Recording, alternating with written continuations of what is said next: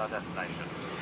Hello and welcome to I'm Not the Tour Guide, but I am your host. I'm Starla Skelton, and this is a podcast where I get to talk to other people that travel and listen to their perspectives and their inspiration behind why they travel and where they go.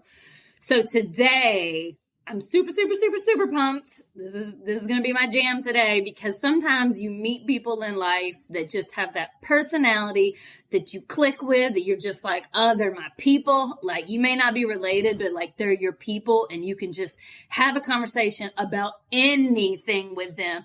And this is that person I have today who I met years and years ago at Front Page News. It's a restaurant and bar that used to be in Atlanta, Georgia. This girl, she is a dreamer. She is a hard worker. She is a hustler. She makes time to do what she wants, but at the same time, she makes time for travel. And I'm so excited to have her here to listen to just a few of her awesome travel stories. Hello, Tennah. How are you? Hello, Starla. First of all, that intro, everything. Right? Thank you. I'm gonna take that for the rest of my week. Thank you. That's a boost. I mean, it's true though. It's true. I mean, you are one of those people. I just have this image in my head, and we've worked together pretty recently as well in different festivals and whatnot. And if you're there and you're there to work, you work. You know what I'm saying? You are in the moment and you will work. When we're done with work, yeah, you'll play, you'll travel, you whatever. But you just one of those people who I'm like, if I need somebody and I need somebody to work with, oh girl, I'm calling you because I'm like, we gonna get to this money and going on about our business. We get a little extra travel money going on. That's what it's there for. You know, right? So travel.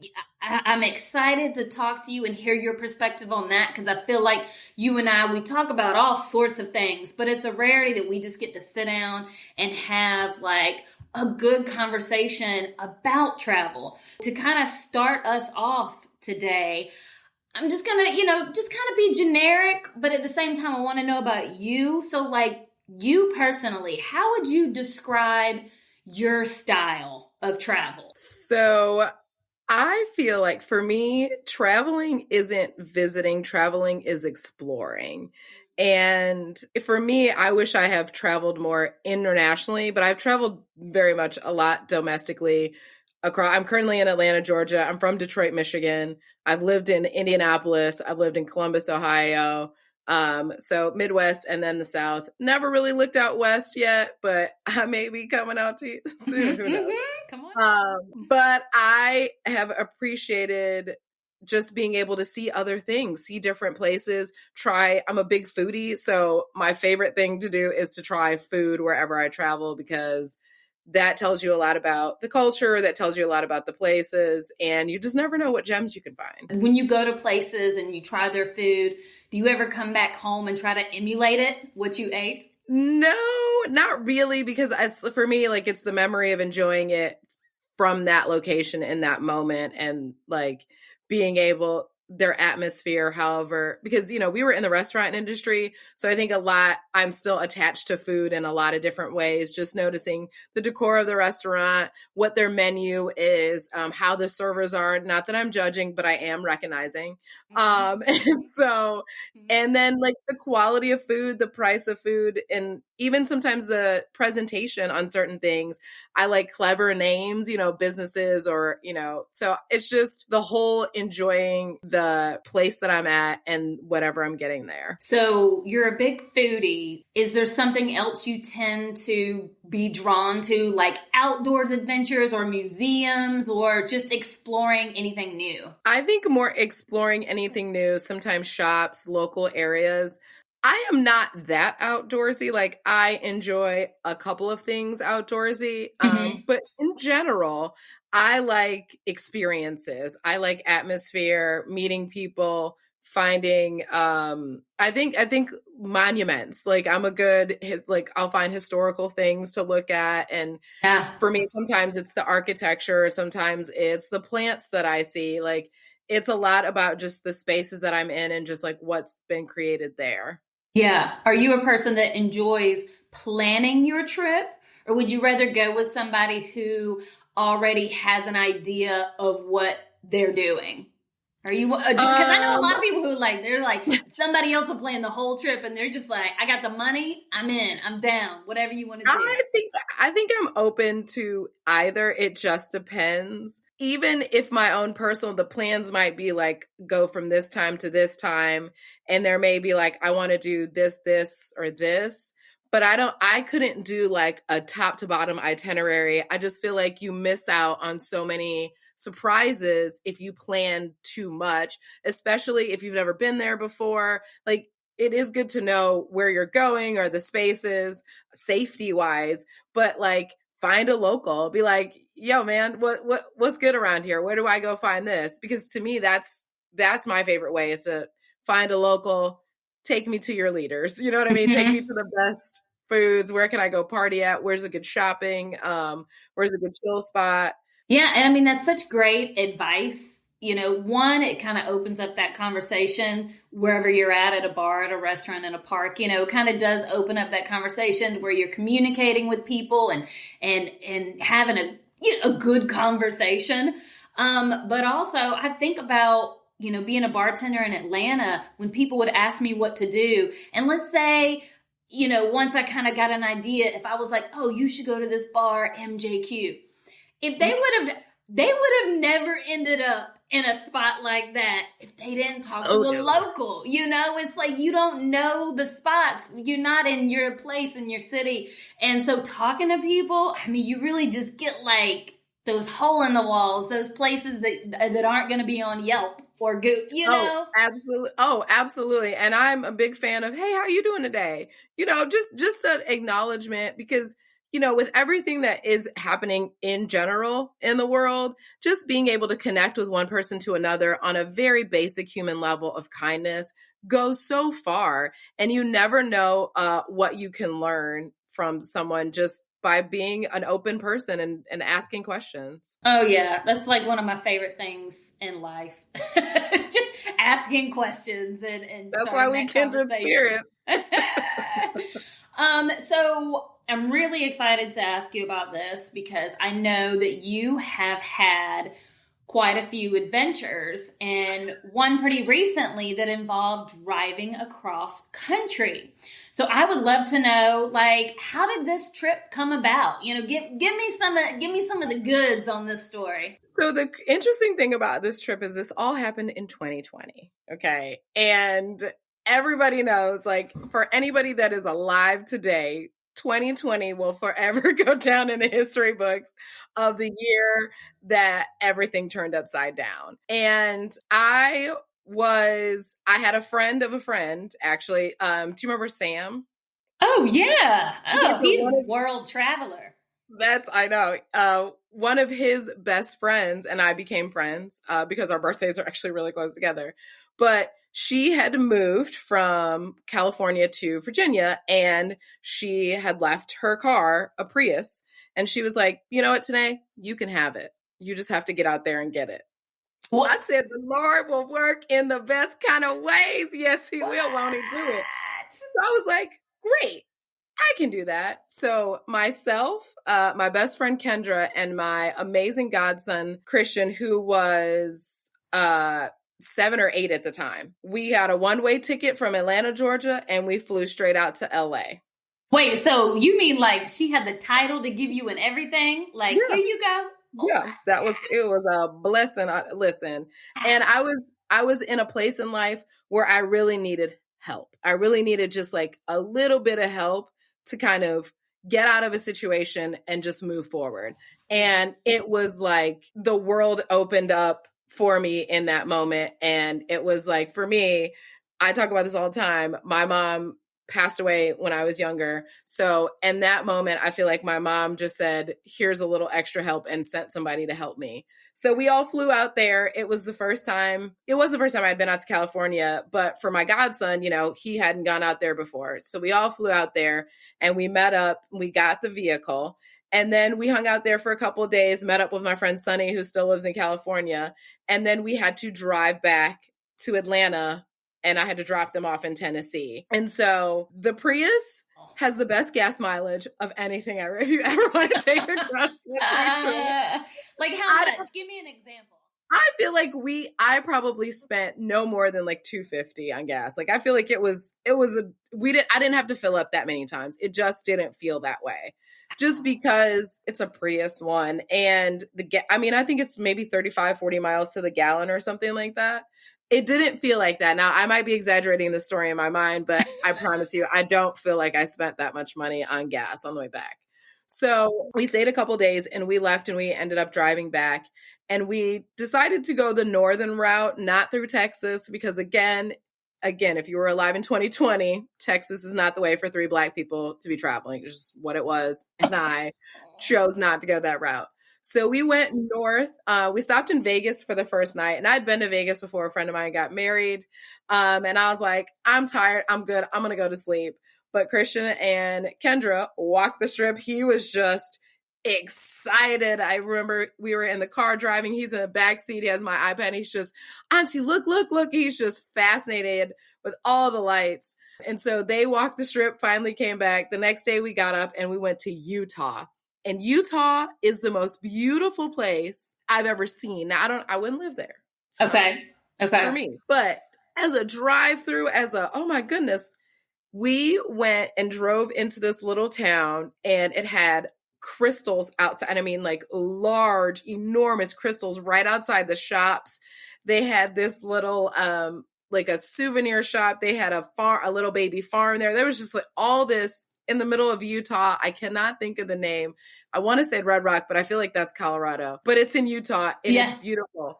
But there's also where you can go up the hill and look, and there's no siding. And so we're driving up, and it was just so beautiful to see nature that up close. And I have pictures, no justice to the pictures. It's like, it never is like the moon. It's like, can't catch me. You got to be there. Yeah. And then we hit Kansas and saw a lot of windmills, which was really unique and interesting. So we stopped in Kansas. We needed a little help. The gas station attendant, but we ran into some other lady who had a dog. She seemed like a little conspiracy theorist, but she helped us. We got on our way. We went to Colorado. That was, well, if you've been, you know, Colorado. And it was beautiful as well, just more green and lush, not like the clay from Utah. And then we kind of just made our way through. I dropped them off in Nashville and then I made my way to Atlanta. But it was just the best bonding experience for me. And I was so glad to be able to give that to my godson as an experience. Like as his godmother, I wanted to be able to give him life adventures and experiences. That's my goal instead of like things, because I feel like things, their value is what you think it is inherent in that moment, but experiences and memories, those will be something he's going to remember for the rest of his life. Hands down. And I think sometimes when we get into the monogamy and the routine of life and you just kind of, hustling like we do and doing the same thing, you're not really, you don't always have time to work and build those relationships. So for me, that's one of the things that I admire most about travel is that it has this ability to bring people together, whether you're family or whether you're not. If you're family, I feel like it's been nothing but a bonding experience for me and my family. Even if you're arguing, even if you're like, are we there yet? Even if you're like, no, I don't want to eat that, or no, I don't want to stay there. Like at the end of it, it's such a memory of seeing and experiencing new things together. I think that's one of the powerful things about travel is just how you can really connect with people over it. And that's awesome that you were able to do that with your nephew. I mean, do you feel like he really appreciated it? Yeah, he tells people all the time things that happened and they're like, no, and he was like, no, it did. And I'm like, no, he was there. He went to Vegas. He was like, I was on the strip. And I took him, a friend of mine, her brother has a lake house up in northern Georgia. And so he was hanging out with me one time and I was like, all right, let's go. Took him up there. He got to go in the water. He got to jet ski. He got to do all of these things. And like for him, adventures. And I'm, I am very thankful for that relationship with him and to be able to just like give him those experiences that he normally probably wouldn't even think about having, you know? Mm-hmm. Oh, for sure. How old is he? He will be 11 next year. Oh, shout out to Yeah. him. Shout out Yeah, to your that's nephew. my dude right there. I tell him I was with you in the gym, homie. Because I was I was there when he was born. So to me, I was with you in the gym. I was there. That's awesome. So your cross country experience was nothing Mhm. but a great experience for you. And do you still have this car? No, Okay, I just wondered if you know. no, You know. I got into an accident, and it was Oh, but it's but okay.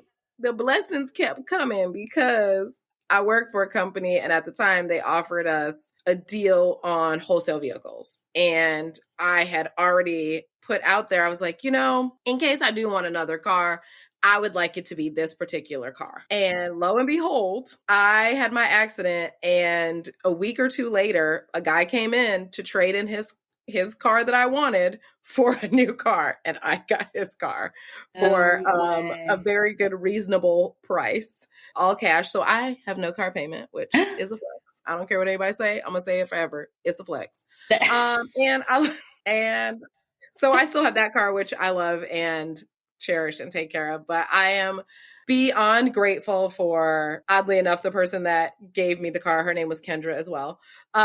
So grateful for her to allow me to kind of move forward in a situation that I was in. And around that time, my dad actually passed away too when we got back. Like it was a very emotionally traumatic time for me. But having that experience with them, I think eased it a little bit rather than it just being just a complete downer moment.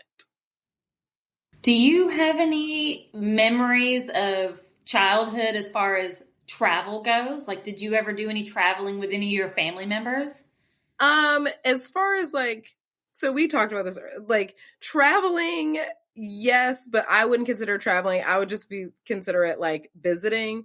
I would go visit my aunt that used to live in Delaware a lot when I was younger. That was kind of like my summer thing. And my mom and I was a part of a group where she was friends with a lot of other women who had daughters my age. And we did things together, and we would go to like northern cabins in Michigan.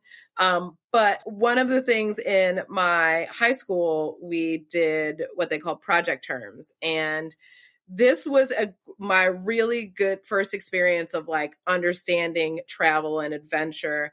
And we had to select different things that we wanted to do in order it was part of like kind of our academic curriculum, but they enhanced different values. And so one of them was like community service. One of them was personal growth. And they had all these different experiences. You could go to New Orleans and underwater. I think the Grand Canyon hike was one. But the one I chose, we got to go to Quebec and Montreal for 13 days. And we got to take a train, Wow. which was awesome. I really want to take another train adventure again because you're really able to see the country like firsthand. And of course, it does take longer than airplane, but the experience of being on a train and just like sitting backwards on a train for the first time, that was really cool for me. Yeah. And we took the train from Detroit because if you're not familiar, Detroit or Michigan and Canada are side by side. There is a little bridge that connects them, but we took the train from Detroit all the way to Montreal, which I think was like a 9-hour ride on the train. And then we got off in Montreal. And the reason we were going to there was that we were doing immersive French. And so Montreal is an French and English speaking, or English speaking, for lack of a better term, Canadian province. And then Quebec is pretty much a French Canadian province. So we went to Montreal. I had poutine for the first time. If you've never had poutine, I was so good. Nobody told me you could just put all that in one little platter. I was fascinated that they had it at McDonald's in Canada. It was just, but it was really cool to see. And we went in the winter time, so it was cold. But to see life there was a lot of pasta dishes. I do remember that for food wise. And then we left Montreal after a couple days and took a 4-hour train ride up to Quebec. And then we stayed there for a couple days. And then we took a 13-hour train ride back home a couple of days later. So that was like, to me, that was one of my first experience of like travel, because I got to go somewhere, go to a different country, experience the culture, and experience a different form of transportation. Oh yeah, and I think traveling via different forms of transportation, sometimes people maybe not overlook it, but don't sit down and actually think about how much you can appreciate things like train travel. Because one of the things that I actually do not care for in our culture is the hurry up and wait. Hurry up and wait. It's like, we're going to go to the airport. We're going to hurry. Why are we standing in this line? Oh my God, we got to hurry. We got to hurry. We got to get to the airport. We got to get to the airplane. You get to the airplane. We got to hurry. We got to hurry. We got to be the first one to board. And then, you get to your destination. Oh, I got to hurry. You got to hurry. You got to be the first one off. Why? So that you can step off and just be like, now I'm somewhere different. Like, it's not cheating, but it's like, just enjoy the moment. And when you get on a train and you have to slow down and you have to have that, 9 hours where it does take a minute to get there, you just have that time to reflect, and you're not like, are we there yet? Or I don't know. I don't like that about our culture. And I think trains are awesome because it actually makes you slow down. It is definitely, like, I have seen I think there's a couple of like cross-country train rides you can take. And personally, I would like to take one in another country. I think that would be cooler. I would do that one here. But I feel like you were calling me out a little bit because I am the person like, we got to get to the airport, and not in a hurry up manner, but what city I live in. And that airport is not like any other airport and so, in the world. Mentally, like, yes, I'm the airport dad. I am the one, like, we got to get here at least an hour before or so, because for those of you who are not familiar, Hartsfield Atlanta Airport is a lot. There are 2 different sides, and if you don't get on the right side, you still have to get on another train to get to your terminal. It's not a walking thing. And go through security, and it can take up to an hour, 2 hours. I mean, it can take a minute trying to find parking. Like, it's a process. It is. And that's why I try and buffer in like a travel day and a travel day, because I don't mind traveling. I don't mind waiting. I don't mind getting to the gate. And if we have to sit, I'm there. And whenever I get on the plane, I'm on the plane because I got my seat. Whenever I get off, I'm with you. Like, it pulls up and all of a sudden everybody's rushing, and I'm like, and one guy's like, I had to get to my next connection. And it's like, well, they still have to open the door. You still have about 45 people ahead of you in first class that pay. You should have paid. You was trying to make a connection. You should have been in first class. You know what I mean? So, but I will say I'm an exit row ho. I love a good exit row. I'm like, will you help in the event? I sure will. And we'll be out of here. I'll be out of here first too. But yes, I'm going to help you. But after Bremen, I really want to do another train trip. That sounds fun. I think I want to try that again. But I like what you said, that we live in a hurry up and wait culture, and the train, you have to you can't rush the conductor, and it's only going to go so fast. It's not a bullet train, so. But so even though you can't take a train from Atlanta to Dominican Republic and Jamaica, you still recently went there, right? Didn't you go recently? I did. I'm very grateful. I have a friend who wanted to go there for their birthday and invited myself and another friend to go along. And I enjoyed both differently for other reasons, but 10 out of 10 Jamaica would go back 1,000 times over. I think I talked to you about this. My issue with the Dominican Republic was my own foreign person issue, is that I should have learned Spanish, and I should have been much better. Now, there are Haitian people and there are French speaking Haitian people there, and my French is decent. Right. But I wish that I had taken the time to learn at least a good portion of Spanish before I went there. Because I feel like the experience would have been better because I would have been able to communicate better. Jamaica, it's just gorgeous. I have zero, it was beautiful. The people there, everybody there, I did like Jamaica because it was definitely a vacation. And they're like, you're on vacation, relax. Like, everything was like no worries. And I'm like, that's what I'm talking about. Mm-hmm. They don't hurry there either. And I'm okay with that. I was like, do.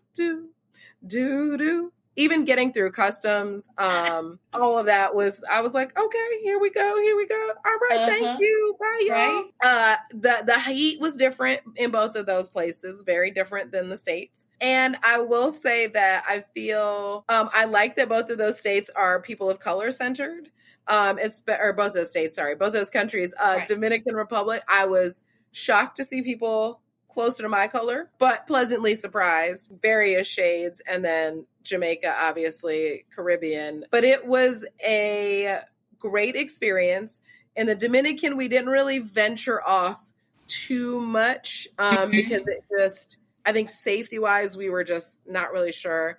For Jamaica, we did get to go on an ATV ride. I had a moment of this is not going to work for me. And so I ended up, listen, I am all about adventure, but I'm all about safety, right? And so the ATV, I thought we were going to be on flat. That was not the case.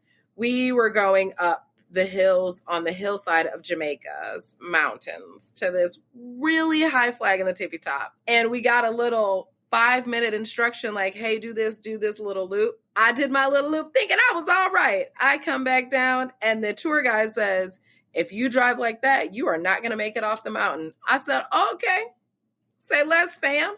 So I'm in the front. My one friend is behind me and our other friend's behind me. And the friend behind me, she looks at me, she's like, are you okay? And I was like, no. She's like, I can tell you're just, I said, I'm panicking and I can't calm down.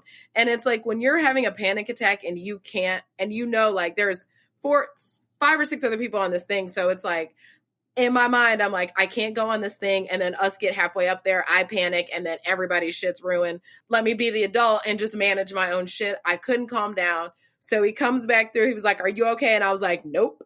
And he was like, okay, we'll get off and just hop on mine. I said, say less, sir. Hopped on the boogie. So you don't have this safety third mentality.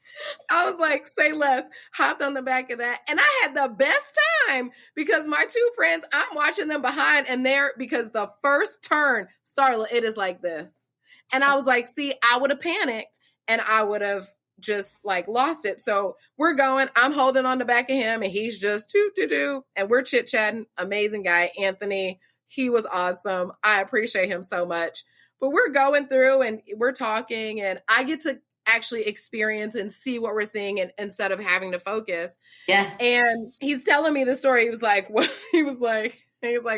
why didn't you feel comfortable? And I was like, I just didn't. I said, and the way you said that to me, it made me just go, okay, well, I don't even want to try this.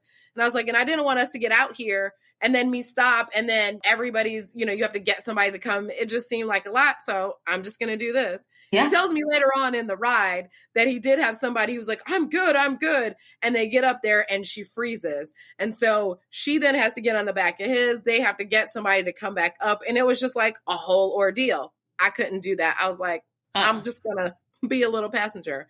But we did get to stop on this little farm. They had, of course, marijuana on the farm, but it was also a bird sanctuary. They had all these different birds and rabbits that were giant. I have never seen rabbits that big before. Then they had the little birds with like the little, fashionable little. Yeah, like a mohawk fashion. Yeah. And so we got to see that. And then we went to the really, really tippy top where that first flag was and got to look out all over the island. We were close to Montego Bay and it was just so beautiful, like the vastness. And it was just a great experience overall. Had the best jerk chicken there. Ran into the local that was taking us on the tour and he took us to the best jerk chicken spot and we hooked that up. I'm just saying. Did you join in on any Domino's games? No, we were at a very nice resort. I was okay. I was about to say on the resort, girl. Yes. Okay. I am a bougie traveler too. Okay. And I would do a resort because it was like everything was inclusive. The food, got to order room service. And like, I'm sure I would like to go back and experience like it in a different way. But I feel for my own personal safety, I feel safer in a little bit more where I'm like at a resort and I'm able to like venture off.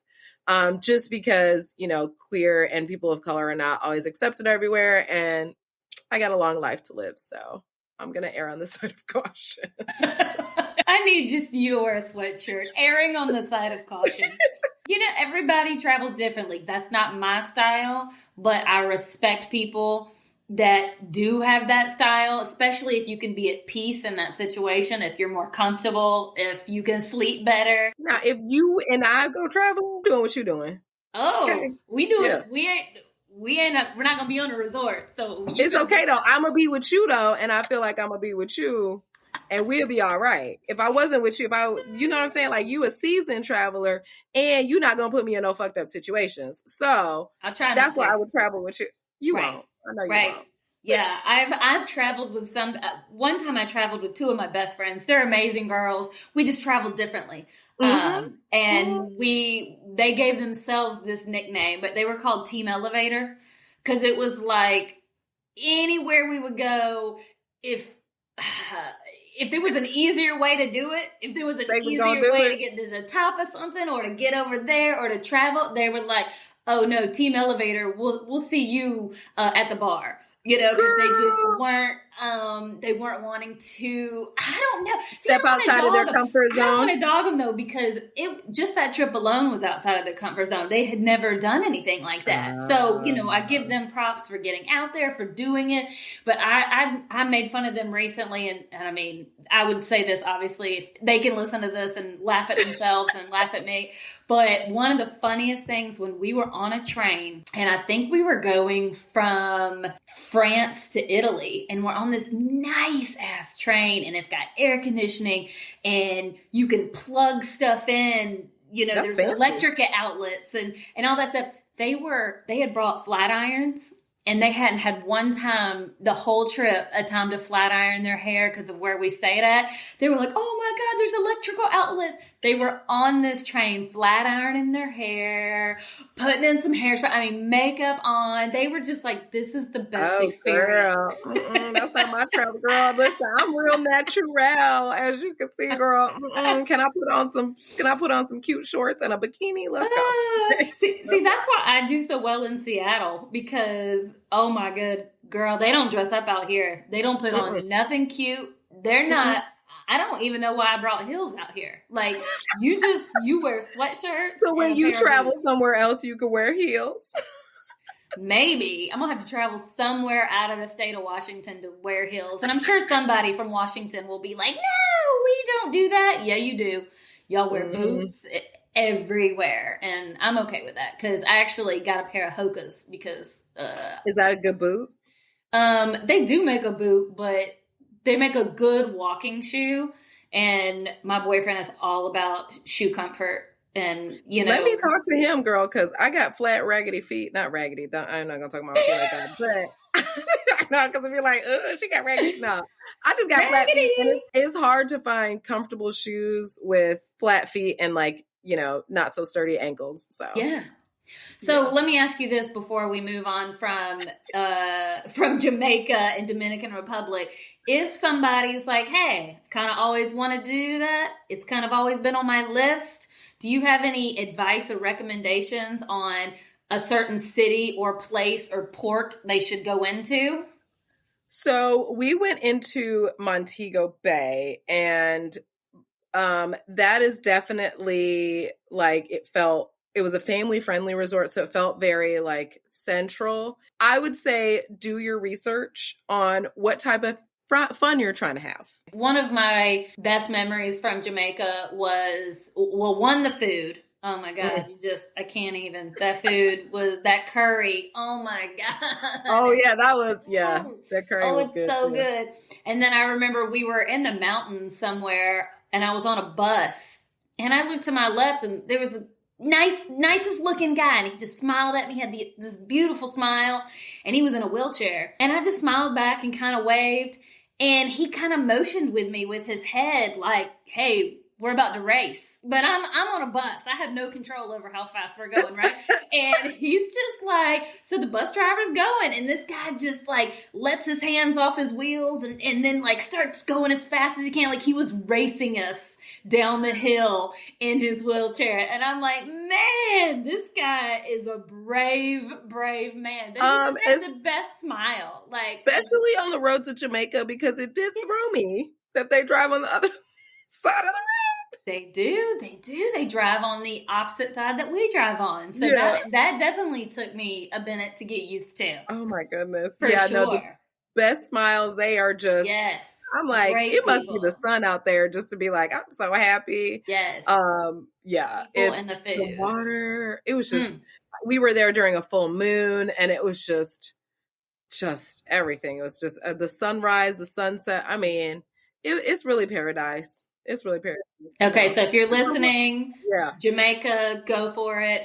I'm sure a lot of people have a lot of great things to say about Dominican Republic. I actually have never been to Dominican Republic, and I don't know why I've missed it thus far. You know, they're just... And you speak Spanish, don't you? Yeah, exactly. You would, girl. They might actually think you were one of them. No, I'm a little too light-skinned. No, you're not, girl. The way you be talking, girl, they might get confused. They'd be like, you got it in your blood. Oh my God. Okay, so let me transition into this because this is what I'm excited to ask. Oh no, I know. What? So you know what I'm going to say. I know. So you, my friend, have had a passion for astrology ever since I met you more than 10 years ago. I'm talking like you love it, like you eat and drink it up. And so my question is, when you're planning your trips, whether it's domestic or international, do you factor in your friends, your people's zodiac signs? And do you use that to determine if y'all will be compatible travel partners? I am so curious to hear about this. So, no.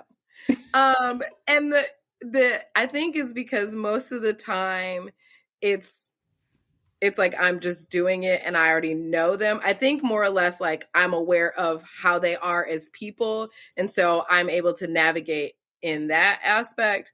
But there are people I would rather travel with and people I wouldn't rather travel with. And I feel like I am an Aquarius and an air sign. And I feel like air signs are not the easiest to travel with because sometimes we're all over the map with our heads and it's like not always structured like that. I've traveled with water signs, which are Cancer, Pisces, and Scorpio. And that's been good. And I've traveled like road trips with earth signs, which I think is good. Road trips with earth signs have been good. I think earth signs like the groundedness of like travel like that. I actually have not traveled with any fire signs, which would be Leos, Sagittarius, and Aries.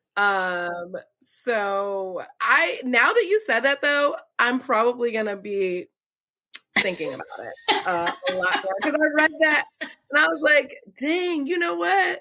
I haven't, but I probably should. Maybe I'll have better, I haven't had bad experiences, but I really, like you said before, not everybody travels the same. And I feel like even for significant others, like I want to know that we'll be complementary. Like I'm not saying that we both have to travel the same, but I want to know that we are both flexible in our experiences of travel. Mm-hmm. Flexibility. That's the thing. Because if I travel with somebody that's not flexible, it's hard. It's like, how are you traveling? You have to assume that nothing will ever be right.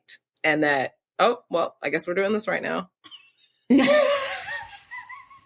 Right? Oh, man. Yeah, so I'm curious. After you think about it, hit me up sometime. I'd like to know, because I'm wondering if maybe you are, attracted to some people because they have a certain travel trait. But, whatever. I think we all do, whether it has to do with our astrological signs or not. I think we're definitely all attracted to certain people and how they travel.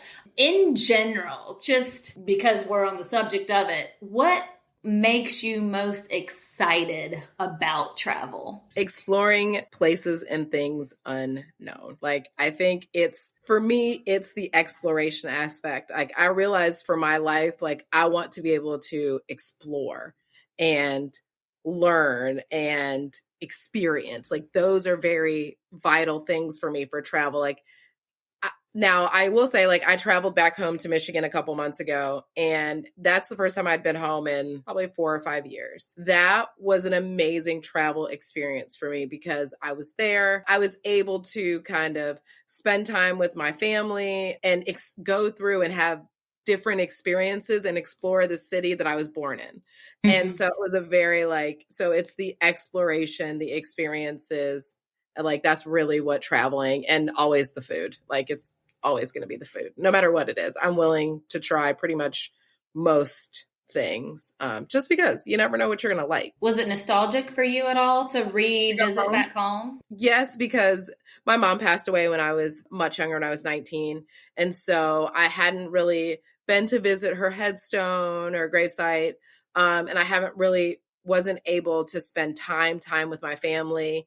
And two of my friends that live up there, Cassie, who you know, and one of my friends from high school, Lisa, both of them had children in the time, and I had never met their children before, and their kids were, 2 or 3 or 4 at this age. So it had been a minute. So it was just like a good reset for me, actually, like emotionally, and just all the things I remembered, because, you live in a city for so long, and then you see the expansion, and Detroit city, it's gone through everything, but we stay resilient. 313 all the ways representing. But it was so different to just see the transformation. My cousin had moved to a different area that was like the ghetto back in the day. And now it is, gentrified at its best, because that's what happens in urban areas that become cool and hip. And so it was nostalgic, and I had a great time. I'd spent 9 days there. I actually I spent a good amount, right? Because normally like going home like 4 or 5 days tops. I was like, nope, let me get the full, I haven't been home in a minute experience. So it was really good driving on the same roads that I drove on when I was younger, going past, so. Does that feel, when you revisit home and you haven't been there in a while, do you classify that? Like, does it feel like traveling? It does, because it's no longer my home. And I mean, I lived in Atlanta for almost 14 years. So right. It's the only other place I've lived longer than my hometown. And, I was there as a child, and kind of an early, I left when I was like 21. And so really not being there or living there and living my whole adult life in a whole nother area, it's just a different experience. I wonder, like, had I stayed, if I would have lived in another place and just like maintained a life there. But I appreciate leaving hometowns. I think that even if you want to move back, I think that everybody should leave their hometown once, go live somewhere for a year, just to experience something different, because you never know what you can find on the other side of that. Mm-hmm. No, that's good advice. Definitely. I mean, I just now recently moved away from my hometown. Wait, is Atlanta your hometown? Atlanta is my hometown. Yeah. But you traveled so much. I feel like it wasn't really like, I know. And I still feel like it's home because of the people that I built relationships with there. My family's there. It still feels like home to me. And I think it always will. But yeah, because I have always been a traveler, I can't say I miss it. I don't miss it. I miss the people, but I don't miss the place. But I know, I get it, girl. That's just. Oh yeah. Speaking of Michigan, I forgot to tell you. Recently, I went to McAvoy Island. Did you ever visit there? No, Mackinac. Oh, okay. I was like, no. Sorry, McAvoy. Yes. I don't even know where that is. Mackinac. Yeah, that was different. It is. It's a very different. Michigan is like the mitten and then the rest of it. Or maybe I'm wrong. Which way? I think it's this way. Yeah. And either way. Yeah. And then the rest of it. And Mackinac, like, that's a touristy, that's a good place to visit. It's very touristy, but the lake was beautiful. I mean, the two lakes came together. Thank you for taking the time to indulge me with your stories, because just hearing that people get excited about travel, and I love listening to it, and I'm like, ooh, tell me all your stories. But I want you to tell me now, before I let you go, like, what are you doing? What do you want to promote? What do you got going on that we need to listen to? Because, you're a voice that I like to listen to. Okay, so Starla put me on, and I'm about to put y'all on. So, myself and my friend Cassie and I, we host a monthly astrology show live on Instagram. Look for Zodiac Chatline on all platforms. We are on the TikTok, we are on YouTube, and on Instagram. We had the lovely Starla on our episode a couple months ago for Scorpio season. Yes, I'm telling all of her business, but none of it all at the same time. And if you know Starla, you know what I'm talking about. So come find us on Instagram at Zodiac Chatline. That is Zodiac Chatline. All one word, 2 C's in the middle. And I would love if anybody out there is into astrology and you want to be on the show, hit us up, the Zodiac Chatline at gmail.com. Zodiac, ZODIAC at gmail.com. We would love to have you on the show. Check us out. And we have a lot of fun and we talk a lot of shit. So I know, it was so much fun. I really enjoyed y'all got good energy, and you can take a joke and it's just kind of like friends talking about just that's bullshit. It. Yeah, that's all it should be. I loved it. Thank you. I'm so honored. Y'all, Starla is the bomb. If you don't really know her in real life, you're missing out because she is it. She is that girl. No, come on now, girl. No, I mean, secretly, I think I'm pretty awesome, but then I have to, throw on a little bit of humility because people are attracted to humility, It's weird. Yes, they're also attracted to confidence and knowing that you're that girl. So it's fine. I'll toot your horn just like you tooted mine. Toot, toot, homie. Toot, toot. Well, thank you so much for coming on. You're amazing. Absolutely. Yeah, I'll be listening to Zodiac Chatline, and thank you. Thanks for talking travel with me. Always. Have a great rest of your week, my dear. You too. I'll talk to you later. Bye. Bye.